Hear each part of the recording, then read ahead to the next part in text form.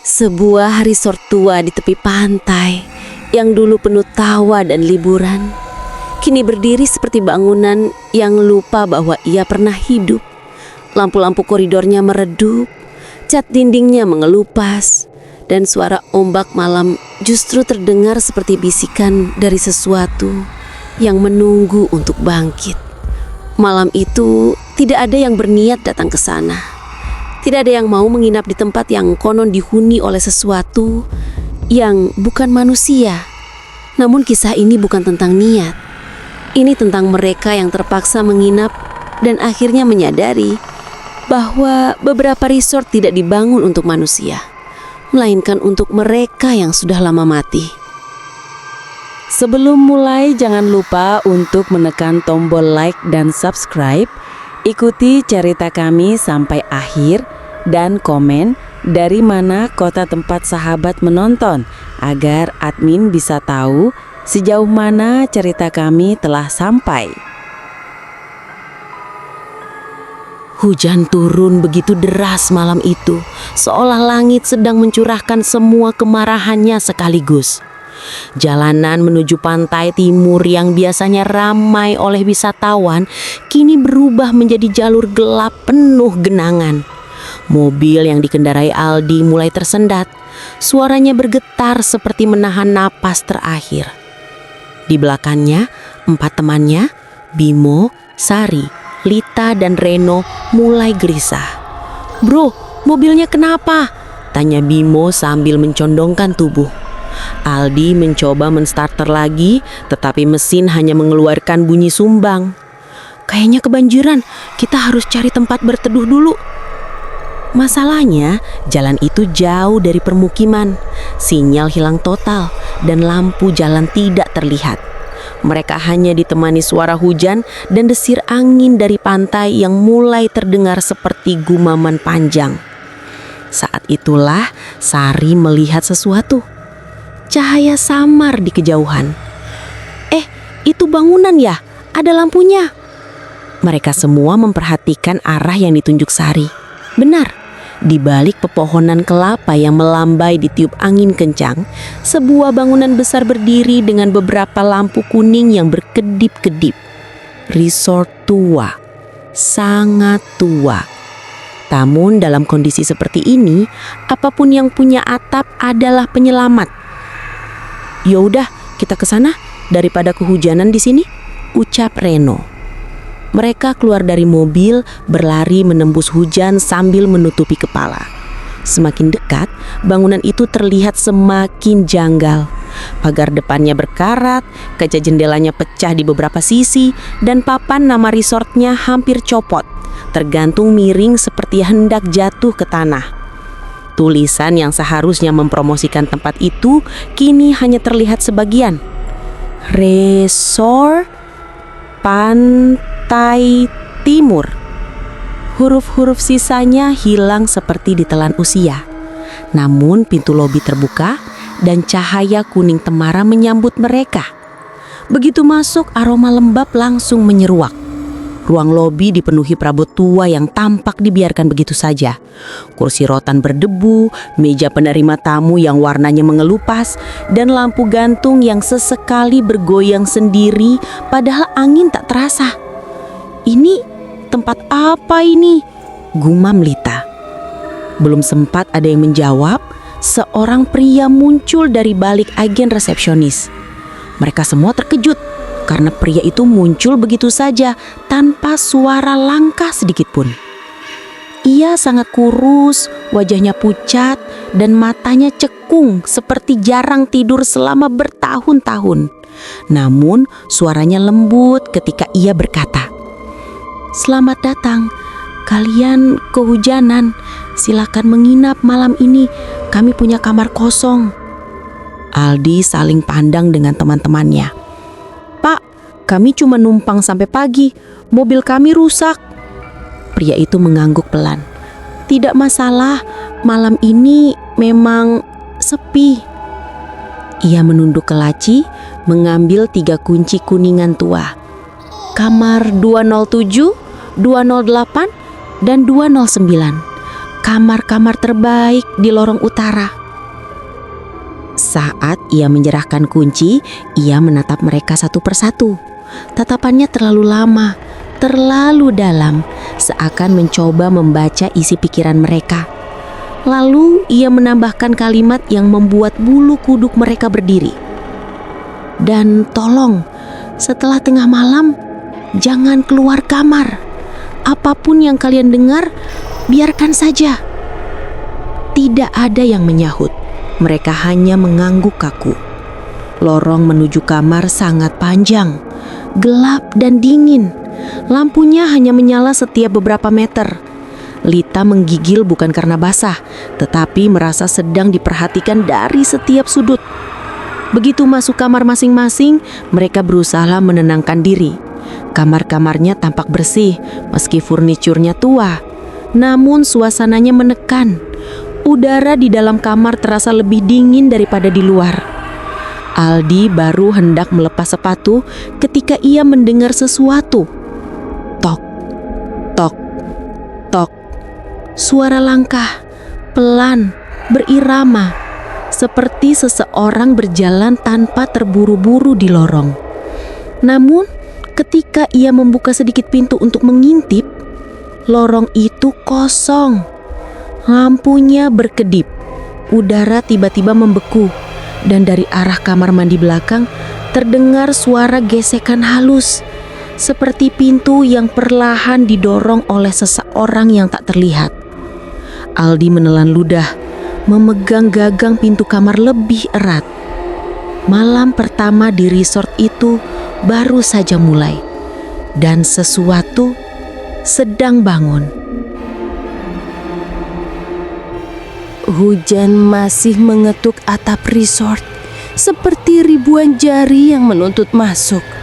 Lampu lorong redup bergoyang pelan setiap kali angin menyelinap lewat celah-celah dinding tua. Malam itu, tak ada satupun dari mereka yang benar-benar bisa tidur. Sari adalah yang pertama merasakan sesuatu yang tidak beres. Ia terbangun karena mendengar suara kain diseret. Suara itu berasal dari lorong luar kamarnya. Dengan nafas tertahan, ia membuka sedikit pintu kamar. Lorong itu panjang dan gelap, hanya diterangi satu lampu di ujung. Tapi di tengah lorong, ada bayangan samar. Bentuknya seperti perempuan dengan rambut menjuntai panjang. Ia tidak berjalan, ia hanya berdiri, menghadap ke arah Sari. Sari menutup pintu cepat-cepat, menahan nafas sambil menahan nangis. Pintu gemetar ringan, seolah seseorang menyentuhnya dari luar. Tapi ketika ia mencoba memanggil teman-temannya, tidak ada suara yang keluar dari mulutnya. Di kamar lain, Lita juga mengalami malamnya sendiri. Ia sedang menata rambut yang masih basah ketika tiba-tiba terdengar ketukan keras di pintu kamarnya. Duk, duk, duk. Suara itu tidak irama seperti orang mengetuk, tetapi lebih seperti seseorang menghantam pintu dengan seluruh tubuh. Lita menahan napas. Reno, Bimo, kalian bercanda ya? Tidak ada jawaban. Ketukan berhenti. Hening. Lalu terdengar bisikan pelan, sangat pelan, seperti seseorang menempelkan mulut ke celah pintu. Buka pintunya. Lita mundur sambil menutup mulutnya. Tidak, apapun yang berada di luar itu bukan manusia. Tidak mungkin manusia bisa berbisik dengan suara sedingin itu. Sepersekian detik kemudian, semua suara hilang. Tidak ada ketukan, tidak ada bisikan. Tapi jejak air muncul di depan pintunya. Jejak kaki basah, kecil, seperti jejak kaki anak-anak. Lita langsung naik ke tempat tidur dan menarik selimut sampai lehernya. Sementara itu, Reno tidak bisa tidur dan memutuskan mencari sesuatu untuk membantunya tenang. Ia mengitari lemari tua di kamarnya. dan menemukan sebuah buku kulit berwarna coklat gelap. Buku itu tampak baru dibandingkan furniture lain, seolah sengaja disimpan agar bisa ditemukan. Halaman pertama tertulis, "Buku tamu tahun 1989 sampai 1995. Reno membuka perlahan. Nama-nama tertulis rapi. Keluarga, pasangan, rombongan wisata. Tapi ia menyadari satu hal aneh. Di samping banyak nama, ada coretan inta merah. Tertulis, "Tidak kembali, hilang, gagal check out." Semakin ia membuka halaman berikutnya, semakin banyak catatan mengerikan seperti itu. Beberapa nama bahkan disertai tanggal terakhir terlihat. Reno tertegun. Ini tempat apa sebenarnya? Di halaman terakhir ada satu catatan yang ditulis lebih besar dari yang lain. 209 Ritual Pengganti.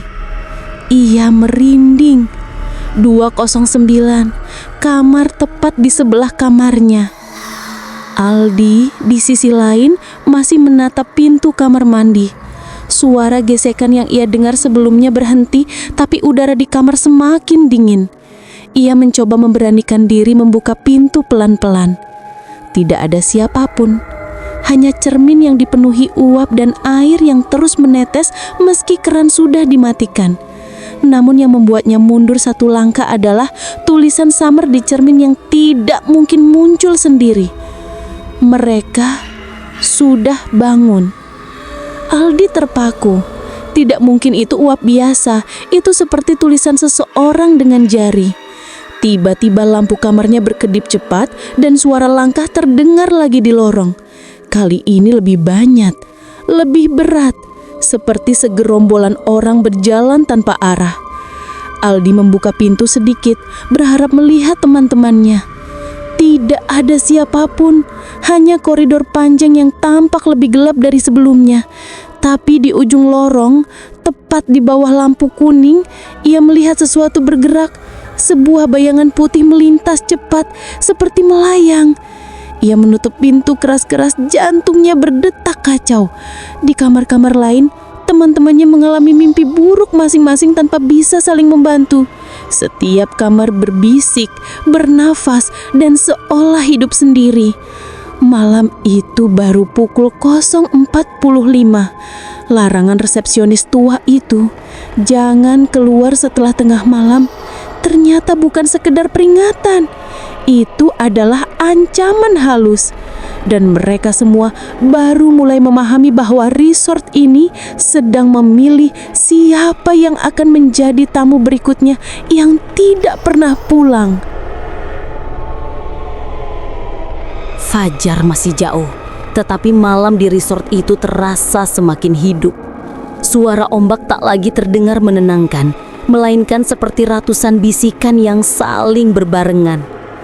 Setiap kamar kini menjadi penjara kecil bagi kelima sahabat itu. Bimo adalah yang pertama tidak tahan lagi. Ia tidak bisa tidur sejak mendengar suara tangis anak kecil di dekat pintunya. Suara itu terdengar seolah berasal dari ujung lorong, lalu mendekat perlahan. Namun, saat ia mengintip dari lubang pintu, lorong kosong. Yang ada hanya suara kursi-kursi dari arah aula yang bergeser sendiri. Hatinya berdebar. Apapun itu, ia merasa sesuatu memanggilnya. Ia memutuskan membuka pintu, melangkah keluar meski teringat peringatan resepsionis, "Jangan keluar setelah tengah malam." Tapi rasa ingin tahu dan ketakutannya mengalahkan semuanya. Lorong terasa lebih dingin dari sebelumnya. Lantainya lembab seakan baru dipel. Lampu-lampu bergerak seperti dihembus angin tak terlihat. Bimo berjalan perlahan ke arah aula, mengikuti suara kursi yang beradu. Saat ia mendekat, suara itu berhenti. Aula tampak gelap. Hanya satu lampu gantung yang menyala, itu pun berkedip lemah. Deretan kursi yang tadinya tersusun rapi, kini berantakan. Beberapa terbalik seperti habis dipakai orang berkumpul, lalu pergi tergesa-gesa.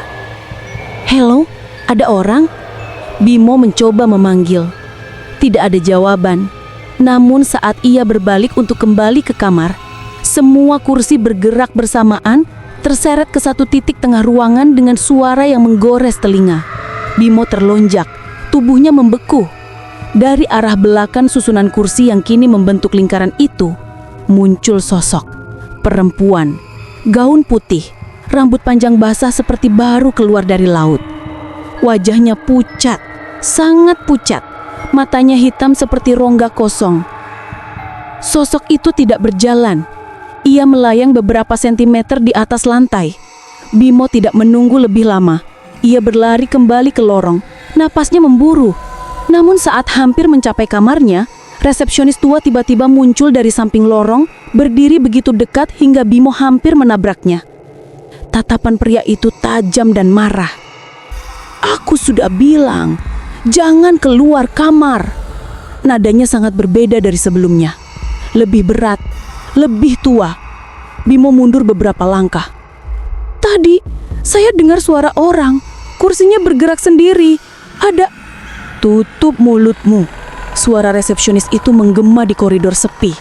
"Mereka tidak suka kamu mencampuri urusannya."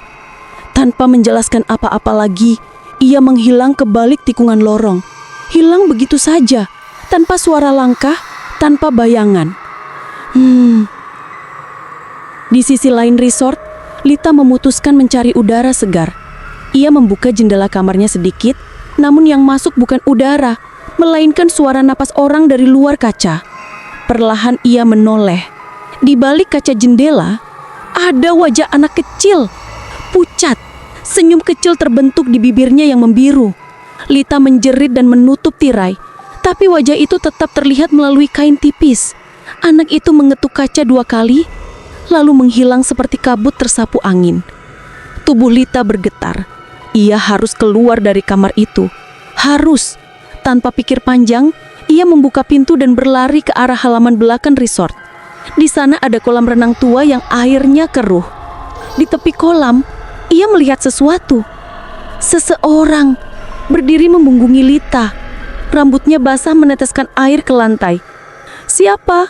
tanya Lita dengan suara gemetar. Sosok itu menoleh. Wajahnya rusak. Kulitnya mengelupas seperti sisa tubuh yang sudah terlalu lama tenggelam di air laut. Lita berlari ketakutan, tetapi kakinya terseret sesuatu. Ia menatap ke bawah.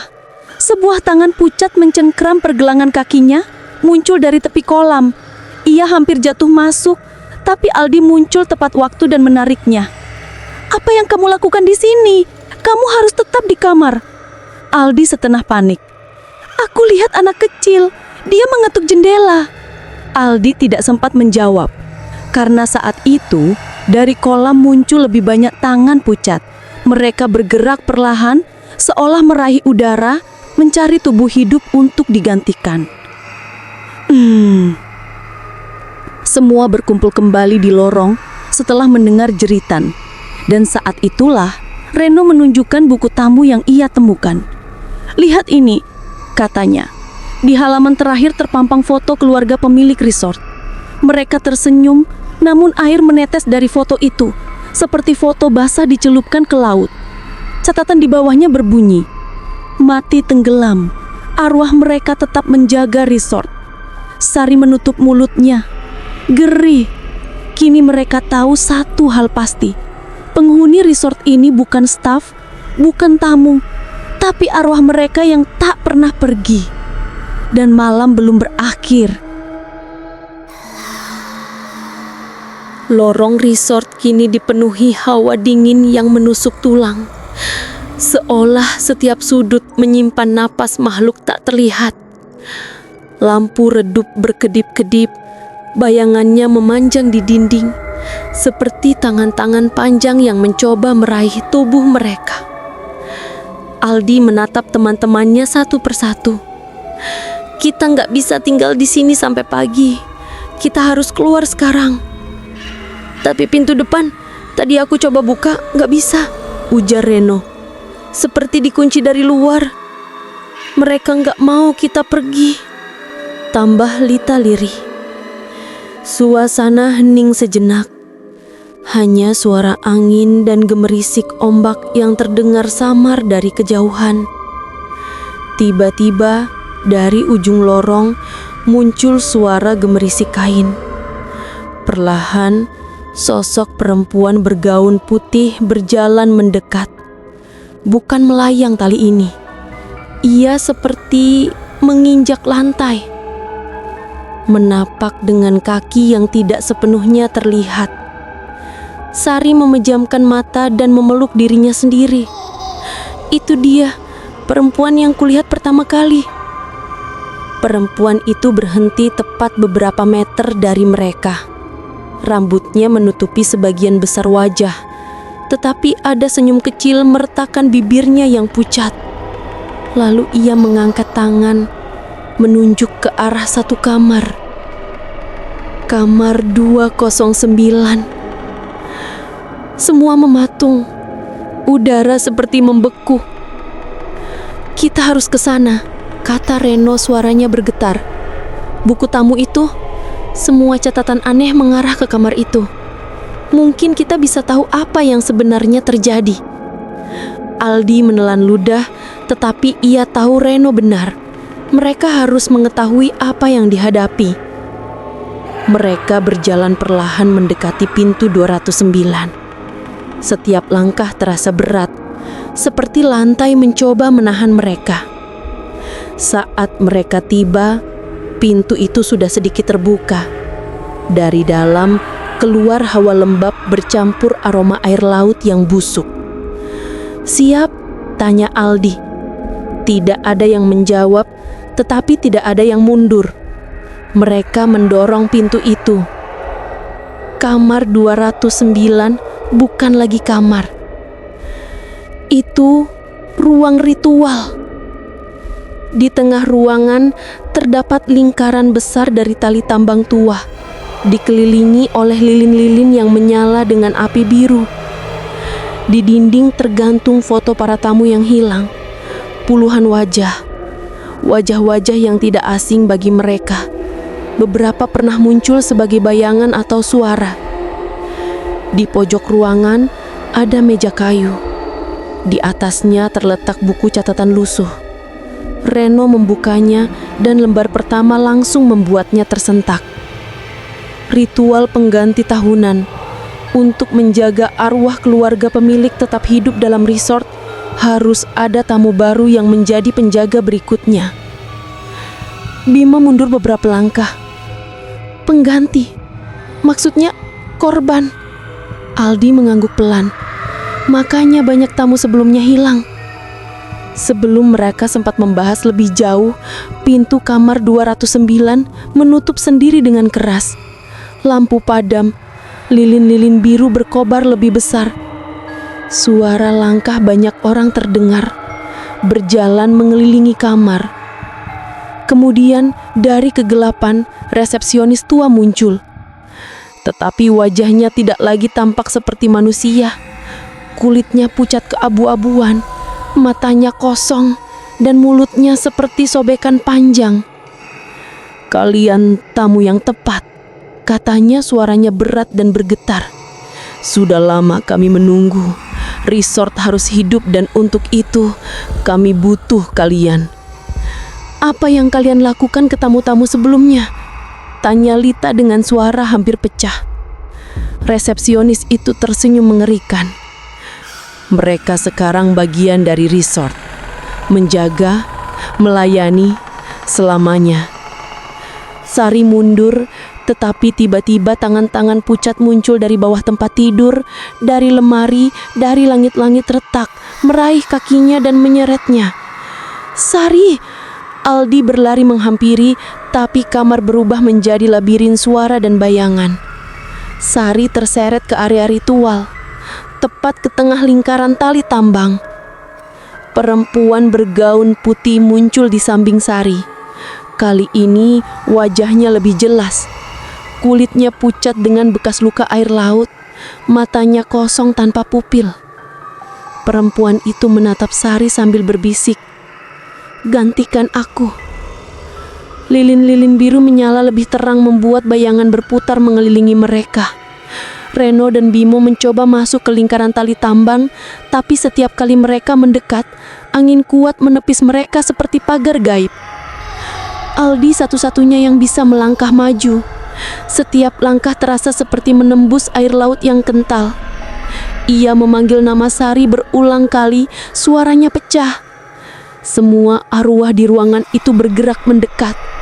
Suara tangis, suara bisikan, suara tawa anak kecil. Malam ini bukan tentang bertahan hidup lagi. Malam ini adalah ritual. Dan mereka baru menyadari, ritual itu sudah dimulai.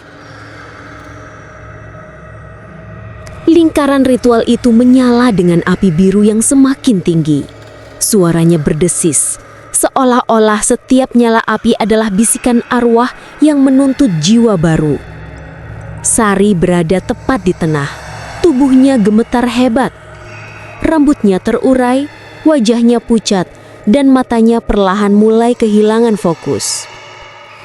Aldi melangkah maju, menembus udara dingin yang hampir membekukan kulitnya.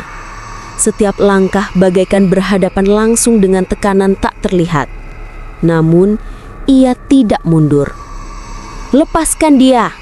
teriak Aldi kepada perempuan bergaun putih yang kini berdiri di belakang Sari seperti bayangan iblis yang siap makan korban. Perempuan itu menatap Aldi, matanya kosong, tetapi dari bibirnya mengalir suara lirih. "Jika satu pergi, satu harus mengganti. Itu hukum resort." "Tidak ada yang diganti. Kalian sudah mengambil banyak nyawa." Bimo berteriak dari belakang, mencoba membantu meski tubuhnya ditahan angin dingin seperti tembok tak kasat mata. Resepsionis tua itu tertawa. Suaranya serak dan menggema. "Kami tidak mengambil, kami hanya menjaga. Resort ini butuh jiwa untuk bertahan, dan kalian datang membawa 5 nyawa segar." Reno yang sejak tadi menggenggam buku catatan ritual, memperhatikan tulisan terakhir di halaman yang dia lewati.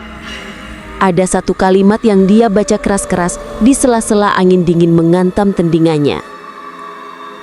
"Ikatan ritual dapat diputuskan jika ada satu arwah lama yang bersedia dilepas, digantikan seseorang dari mereka sendiri." Aldi menatap Reno. "Maksudnya, harus ada arwah yang dibebaskan?" Reno mengangguk cepat. "Tapi arwah mana yang masih punya ikatan dengan dunia?" Suara kecil terdengar dari belakang mereka. Lita menoleh pelan. Di pojok ruangan, anak kecil yang tadi muncul di jendela Lita berdiri. Tubuhnya pucat seperti kertas basah. Namun matanya berbeda dari arwah lain. Matanya sedih, bukan kosong. Anak itu menunjuk dirinya sendiri, lalu menunjuk ke pintu keluar resort, seperti meminta izin. Lita menelan ludah. Dia korban. Tapi dia tidak ingin di sini. Dia ingin pulang." Arwah kecil itu berjalan perlahan menuju lingkaran ritual, menembus batas tali tambang seperti kabut. Perempuan bergaun putih menatap dia, lalu wajahnya berubah. Tak lagi marah, tetapi seperti mengenali. Mungkin itu putranya semasa hidup. Aldi mengikuti arwah kecil itu dengan langkah perlahan. Ketika anak itu menyentuh tangan Sari, api biru perlahan meredup. Suara langkah-langkah arwah lain melemah. Tawa seram berubah menjadi dengkuran angin. Perempuan bergaun putih menangis tanpa suara. Air matanya bukan air, melainkan tetesan air laut. Resepsionis tua itu menggeram marah. "Tidak, itu tidak bisa. Dia tidak boleh pergi." Angin kencang menghantam ruangan. Lilin-lilin padam serempak. Aldi, Bimo, Lita, dan Reno harus berpegangan agar tidak jatuh. Namun arwah kecil itu tetap berdiri teguh, memegang tangan Sari. Cahaya putih pelan muncul dari tubuhnya, semakin besar. Perempuan bergaun putih berjalan ke arahnya, tubuhnya mulai retak seperti kaca. Dia tersenyum lemah, lalu menunduk, memberi restu. Tubuh arwah kecil itu meledak menjadi cahaya. Serpihan cahayanya jatuh seperti hujan bintang memenuhi ruangan. Lingkaran ritual hancur seketika. Tali-tali tambang terbakar menjadi debu. Jeritan resepsionis tua menggema. Tubuhnya meleleh seperti lilin, berubah menjadi kabut pekat sebelum lenyap sama sekali. Arwah-arwah lain pun memudar, satu persatu seperti asap terbawa angin laut. Ketika semuanya berakhir, kamar 209 menjadi hening. Hening yang menakutkan, tetapi sekaligus melegakan. Sari terjatuh dalam pelukan Aldi. Dia menangis pelan, tidak percaya masih hidup. "Kita harus pergi," bisik Reno mulai panik. Mereka berlari keluar dari resort.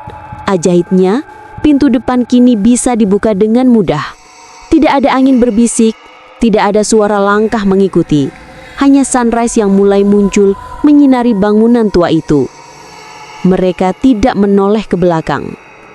Sampai di mobil, Bimo mencoba menstarter mobil yang semalam mati, kini menyala tanpa masalah, seolah tidak pernah rusak. Saat mereka hendak pergi, Sari menoleh melalui kaca belakang. Di balkon resort lantai 2, anak kecil tadi berdiri sebentar. Namun, kali ini wajahnya damai. Dia tersenyum, lalu perlahan menghilang bersama cahaya pagi. Beberapa bulan kemudian, mereka mendengar berita bahwa resort itu akhirnya ditutup total. Dinyatakan bangunan berbahaya dan akan dihancurkan. Tapi yang paling membuat mereka merinding adalah kalimat terakhir dari laporan berita itu. Sebelum ditutup, beberapa petugas melaporkan sering melihat jejak kaki anak kecil di pasir pantai setiap malam, padahal resort sudah kosong. Aldi dan teman-temannya saling berpandangan. Mereka selamat, tapi tidak semua arwah benar-benar pergi. Beberapa masih mengawasi. Dari jauh, dari balik kabut, dari sisa-sisa resort yang kini tinggal puing. Dan legenda hantu resort pun dimulai. Malam ini, kisah kita berakhir. Tapi teror mungkin baru saja dimulai. Jika kalian ingin terus mendengar kisah-kisah horor lain, jangan lupa like, subscribe, dan tinggalkan komentar tentang bagian mana yang paling membuat kalian merinding. Sampai jumpa di kisah selanjutnya, jika kalian masih berani mendengarnya.